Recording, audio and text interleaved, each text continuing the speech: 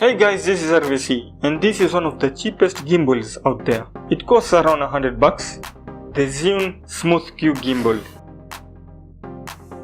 Well, at the back of the packaging, we have the specifications and contents that are inside, which is written in Chinese.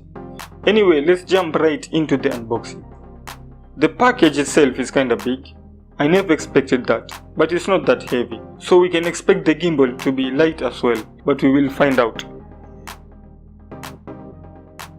Inside the package we get a grey case with Zhiyun branding. The case is really a nice bonus, but it feels cheap. The zippers also have the Zhiyun logo. We also get a shoulder strap which could be useful to some. A user manual which I intended to read, but since it's in Chinese, I can't do that anymore.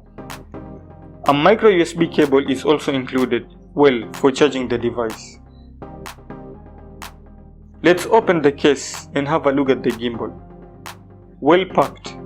It's not as light as I expected, but it's okay. It's also plastic built by the way, but doesn't feel cheap. We have all the controls on one side, the joystick, mode selection button, zoom switch, and the power/shutter button. Then we have the micro USB port for charging the device. At the bottom, we have a tripod mount. We also have a USB that can be used to charge your device. In short, it can work as a power bank.